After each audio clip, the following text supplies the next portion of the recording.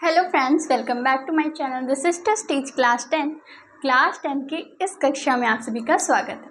तो हमारा चल रहा है एसिड बेस एंड सॉल्ट यानी अम्ल क्षार एवं लवण। ये है क्लास 10 केमिस्ट्री का चैप्टर नंबर 2। ठीक है, आज इसका लेक्चर नंबर 5। अगर आपने इसके प्रीवियस लेक्चर्स नहीं देखे तो प्लीज़ जाके देख लो, डिस्क्रिप्शन में आपको लिंक मिल जाएगी। ठीक है, तो आज हमारा टॉपिक है बेकिंग सोडा व धावन सोडा। ठीक है, कैसे बनता है, उपयोग क्या है, रासायनिक और भौतिक गुण क्या है, ये सब देखेंगे। इंपॉर्टेंट एग्जाम में पूछे जाते हैं। उससे पहले अगर आपने अभी तक इस चैनल को सब्सक्राइब नहीं किया है तो प्लीज़ कर लो, क्योंकि बहुत इंपॉर्टेंट है ये चैनल क्लास 10 के बच्चों के लिए। ठीक है, सो चलो स्टार्ट करते हैं। So let's get started. तो हम सबसे पहले अपना फर्स्ट पॉइंट देखेंगे, बेकिंग सोडा। ठीक है, क्या देखेंगे? Baking soda. तो बेकिंग सोडा सबसे पहले इसका अणु सूत्र क्या है? बेकिंग सोडा का अणु सूत्र क्या होता है? Sodium bicarbonate. ठीक है, सोडियम बाइकार्बोनेट। तो इसका रासायनिक नाम क्या हो जाएगा? इसका रासायनिक नाम हो जाएगा, रासायनिक नाम यानी केमिकल नेम सोडियम बाइकार्बोनेट।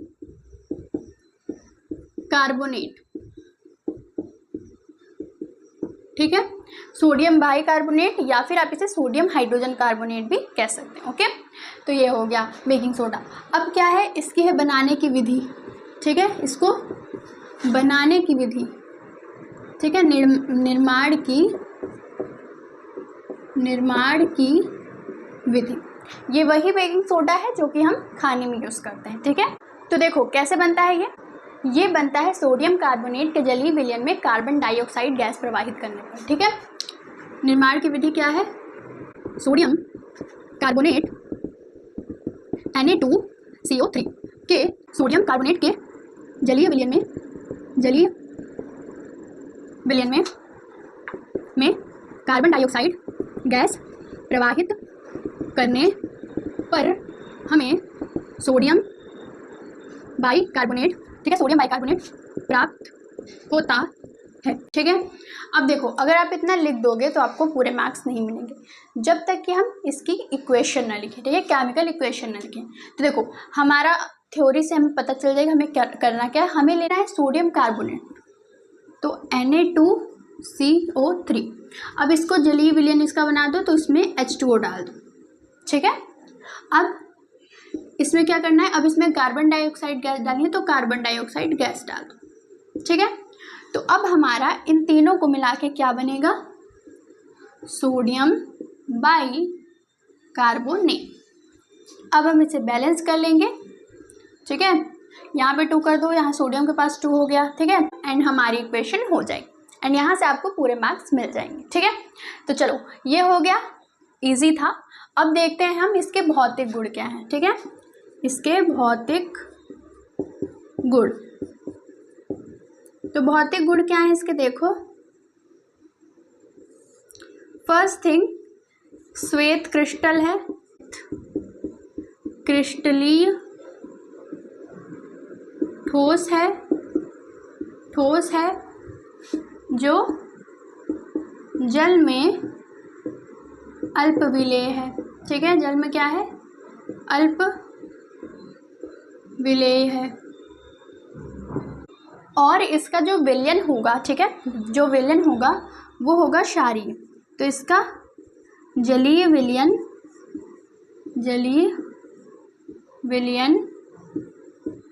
क्षारीय होगा। ठीक है, क्या होगा? क्षारीय होता है।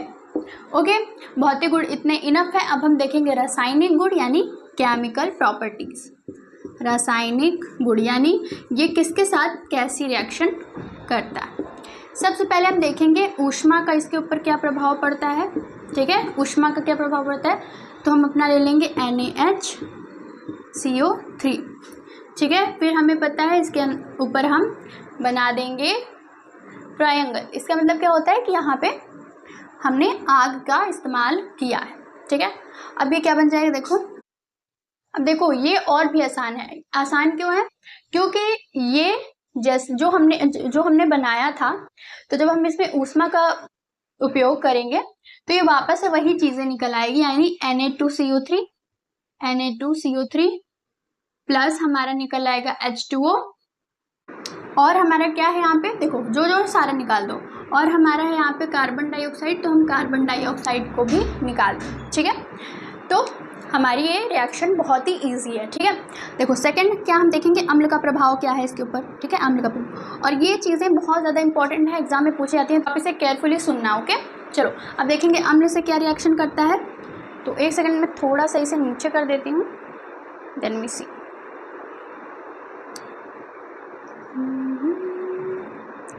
ओके ठीक है। तो देखो अम्ल का क्या प्रभाव पड़ता है, हमें सबसे पहले ले लेना है अपना प्रोडक्ट CO3, ठीक है। प्लस हम क्या देखेंगे, HCl से मान लो इसकी रिएक्शन करवा रहे हैं, तो यहाँ हमें क्या मिलेगा, देखो सबसे पहले NaCl no doubt, plus H and carbon dioxide gas, ठीक है। तो हम जब इसमें अम्ल का यूज़ करेंगे, एसिड में डालेंगे, तो हमारे मिलेगा NaCl यानी नमक, water and carbon dioxide gas, ठीक है। अब है इसका मेन चीज़ उपयोग यानी यूसेस, ठीक है। इसका उपयोग हम कहाँ करते हैं, आप इजीली इसको लिख सकते हो, देखो कैसे। फर्स्ट थिंग खाने बनाने में, ठीक है, भोजन पकाने में, या फिर आप लिख सकते हो इसे कि किसी चीज़ को फुलाने में भी इसका हेल्प किया जाता है। साथ ही साथ इसका यूज़ हम बेकिंग पाउडर बनाने में करते हैं, बेकिंग पाउडर के निर्माण में, ठीक है, बेकिंग पाउडर के निर्माण में। थर्ड चीज़ क्या है, थर्ड चीज़ है इसका उपयोग प्रयोगशाला में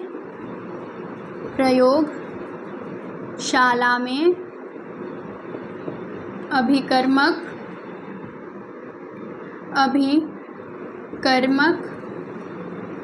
के रूप में, ठीक है। इसका उपयोग अभिकर्मक के रूप में भी यानी रिएजेंट के रूप में भी करते हैं, ओके। चलो और इसका क्या यूज़ है, मेन यूज़ है, देखो यहाँ मैं लिख देती हूँ, थोड़ी सी यहाँ पे स्पेस बची तो यहाँ पे मैं लिख देती हूँ, ओके। एंड ये इंपॉर्टेंट है, 1 मार्क्स का जरूर पूछा जाएगा। देखो क्या, चौथा क्या, इसका यूज़ हम अग्निशामक यंत्रों में करते हैं, ठीक है। किस में करते हैं, अग्निशामक यंत्र यानी जिसमें हम आग को बुझाने का काम करते हैं ना, उसमें भी इसका यूज करते हैं, तो उपयोग करते हैं, ठीक है। तो ये बहुत इंपॉर्टेंट 1 मार्क्स में MCQ में ज़रूर पूछा जा सकता है, ठीक है। तो इसको याद रखना है अग्निशामक यंत्र में। एंड हम करते हैं इसका पूतिरोधी, अच्छा ये क्या है, ये है एंटीसेप्टिक, ठीक है। एंटीसेप्टिक दवाओं में इसका यूज़ किया जाता है। तो सबसे पहले ये याद रखना, मोस्ट इंपॉर्टेंट अग्निशामक यंत्र में इसका यूज़ करते हैं, ठीक है। रिएक्शन कौन सी, मोस्ट इंपॉर्टेंट रिएक्शन अम्ल के साथ, ठीक है, ये देखना। उष्मा का क्या प्रभाव है, इंपॉर्टेंट। तो ये पूरा टॉपिक है इंपॉर्टेंट, तो देखो बहुत इजीली वे में मैंने आपको एक्सप्लेन किया है, तो आई होप आपको याद रहेगा, ठीक है। चलो अब देखते हैं हमारा सेकंड धावन सोडा यानी वॉशिंग सोडा क्या होता है, ठीक है। उससे पहले जिसे भी नोट्स की नीड है, यहाँ मैं जो भी पढ़ा रही हूँ उसका PDF चाहिए, कहाँ जाना पड़ेगा, टेलीग्राम चैनल पे, लिंक आपको डिस्क्रिप्शन मिल जाएगी, वहाँ पे इजीली जाके आप हमारे चैनल ज्वाइन कर सकते हैं एंड वहाँ पे आपको फ्री ऑफ कॉस्ट चीज़ें मिलेंगी, ओके। हमारे पास वॉशिंग सोडा, ठीक है, कपड़े धोने का जो पाउडर है वो ये है, ठीक है। तो इसका क्या है नाम, देखो सबसे पहले है इसका अणुसूत्र क्या है इसका, देखो Na2CO3.10H2O। पॉइंट क्या है, this is sine of multiplication, जैसा कि आप सब जानते हैं। इसका मतलब हुआ कि इसमें 10H2O के अणु भी ऐड, ठीक है। तो इसका सूत्र हो गया। रासायनिक नाम क्या है इसका, रासायनिक नाम थोड़ा सा वेर्ड है पर इजीली एक्सप्लेन करूँगी, ओके। तो रासायनिक नाम क्या है, सोडियम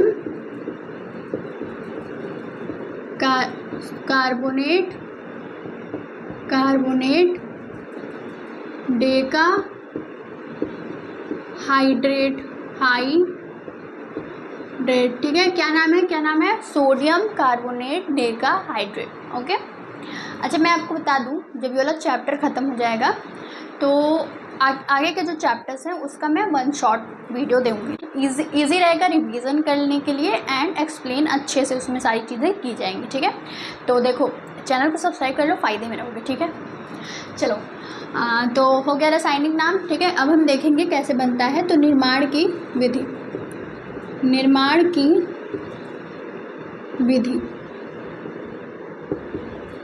ठीक है। निर्माण की विधि क्या है इसके, देखो सबसे पहले हम लेंगे NaOH, जिसके बारे में मैंने आपको सब कुछ पढ़ाया ना पिछले लेक्चर्स में। अगर नहीं पढ़ा है तो प्लीज़ जाके पढ़ लेना। हाँ, तो NaOH लेंगे, इसमें हम डालेंगे CO2 गैस।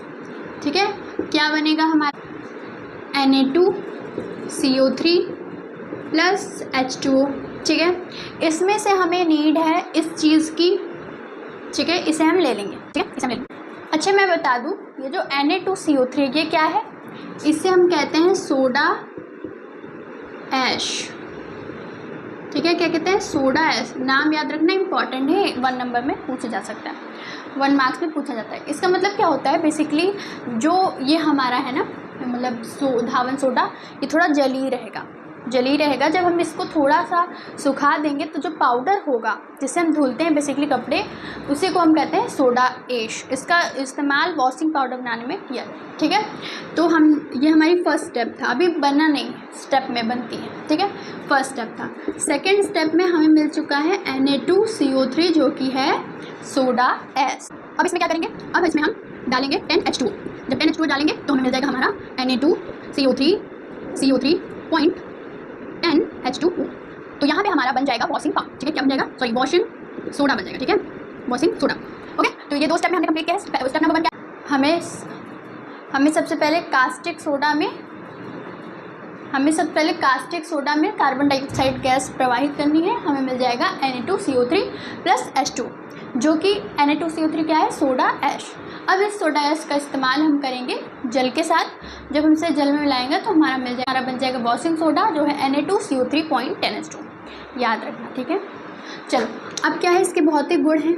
भौतिक गुण, फिजिकल प्रॉपर्टीज़। ये क्या है, ये है सफ़ेद रंग का पारदर्शी क्रिस्टलीय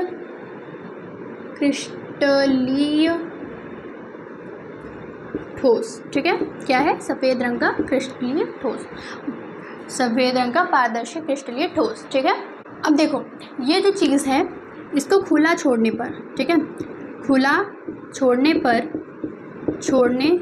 पर ये 10 क्रिस्टलन, सॉरी खुला छोड़ने पर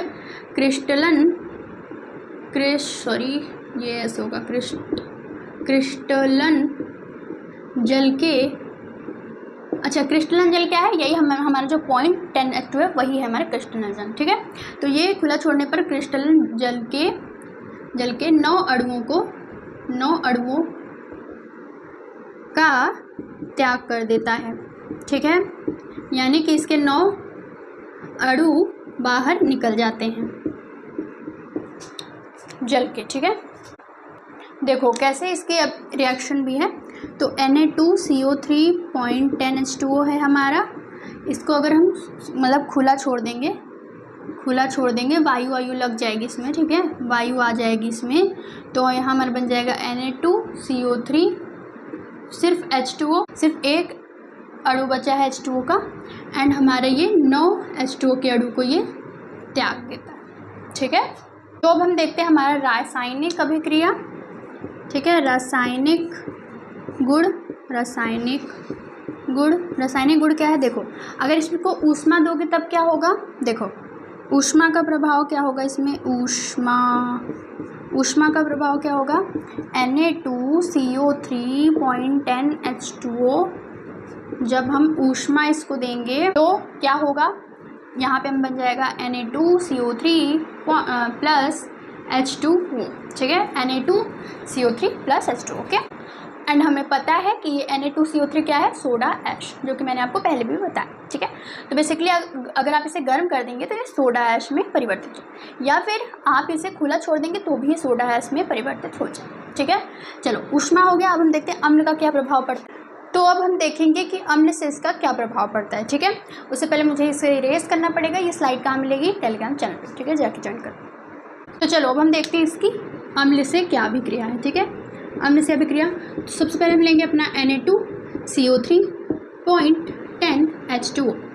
ठीक है, इक्वल टू, सॉरी ये थोड़ा सा मैं इसे इधर लिखती हूँ क्योंकि ये हट नहीं पाएगा। ठीक है, तो अम्ल से इसकी अभिक्रिया होगी तो यहाँ क्या बनेगा, देखो हम ले लेंगे Na2CO3.10H2O plus H2SO4 equal to Na2SO4 plus H2O plus carbon dioxide gas. ठीक है, चलो आमने से हो गई। अब हम देखते हैं पानी से, ठीक है, यानी जल से। जल से Na2CO3.10H2O plus H2O equal NaOH plus H2CO3। ठीक है, अब इसे बैलेंस कर लो एंड ये आपकी हो जाएगी जल से विक्रिया। अब देखो मोस्ट इम्पॉर्टेंट चीज़ है इसकी कि बुझे हुए चूने से अभिक्रिया। ठीक है, बुझे चूने से अभिक्रिया। मुझे चूने से अभिक्रिया क्या करेगा, देखो इम्पॉर्टेंट, ठीक है, आती है। सबसे पहले हम लिखेंगे Na2CO3.10H2O प्लस कैल्शियम हाइड्रोक्साइड का होल ट्वाइस इक्वल टू क्या बनेगा, देखो NaOH प्लस कैल्शियम कार्बोनेट। ठीक है, 2NaOH plus calcium carbonate. Okay, and हमें पता है कि ये जो हमारा चीज़ बना है ये क्या है, कास्टिक सोडा। ये क्या है, कास्टिक सोडा। ठीक है, ये तो इनडायरेक्टली कास्टिक सोडा बनाने की रिएक्शन भी हो गई। ठीक है, तो ये हो गई हमारी केमिकल रिएक्शन। इसकी केमिकल प्रॉपर्टीज़ क्या थी वो हमने देख लिया। अब हम देखते हैं इसका उपयोग। ठीक है, इसका उपयोग, यूजेस इसके क्या हैं वो देखते हैं। फर्स्ट यूज़, ठीक है, कपड़े धोने व अन्य चीज़ें धोने के काम आता है। ठीक है, ये हमारा यूनिवर्सल यूज़ है कि कपड़े धोने के काम आता है। ठीक है, सेकेंड चीज़, अब इसका यूज़ साबुन, पेपर, कपड़ा बनाने में किया जाता है। बनाने में, ठीक है, यूज़ क्या करते हैं इसका, साबुन, कपड़ा, पेपर, इन सबको बनाने में भी इसका यूज़ होता है। ठीक है, और क्या इसके यूज़ हैं, देखो थर्ड यूज़, देखो ये थर्ड यूज़ है एंड इम्पॉर्टेंट है। ये 1 मार्क्स के MCQ में पूछा जाता है कि इसको जल की कठोरता दूर करने में उपयोग लेते हैं। ठीक है, जल की कठोरता दूर करने में उपयोग लेते हैं। आपने देखा होगा कि जो हमारा साबुन है, अगर हम एक मग लें और उसमें हम अपना साबुन जिससे हम रोज़ नहाते हैं उसको अगर घोलें तो वो घुलता नहीं, इसमें झाग उत्पन्न नहीं होता है ना, क्योंकि हमारा जो नॉर्मल वाटर है वो कठोर होता है, हार्ड वाटर होता है। तो इसीलिए जब हम डिटर्जेंट उसमें डालते हैं तो आप देखेंगे डिटर्जेंट जब हम डालते हैं तो उसमें तेज़ी से बबल आने शुरू हो जाते हैं, यानी घुलना शुरू हो जाता है। तो इसलिए हम बोलते हैं कि इसका यूज़ हम जल की कठोरता दूर करने में भी करते हैं। ठीक है, तो ये थी हमारी आज की पूरी वीडियो। अगर वीडियो अच्छी लगी तो प्लीज़ लाइक करना, चैनल को सब्सक्राइब करना एंड वीडियो को शेयर करना। उससे पहले नोट्स चाहिए, कहाँ जाना पड़ेगा, टेलीग्राम चैनल। ठीक है, वहाँ पे जाके फटाफट से ज्वाइन कर लो। एंड अब हम मिलते हैं अब हमारे लेक्चर नंबर 6 में, जो कि इस चैप्टर का लास्ट लेक्चर होगा। ठीक है, तो चलो वीडियो को शेयर जरूर करना। एंड हाँ, अगर कुछ भी समझ में नहीं, अगर आपको लगता है मैंने कुछ टॉपिक छोड़ दिए हैं जो कि मुझे लगता है मैंने छोड़ा नहीं है, आपको कुछ भी एक्स्ट्रा थिंग्स चाहिए तो आपको कहाँ जाना पड़ेगा, कमेंट में, वहाँ आप कमेंट कर देना, मैं आपको वो चीज़ें प्रोवाइड करने की कोशिश करूँगी। Okay, thank you, we will meet in our next lecture.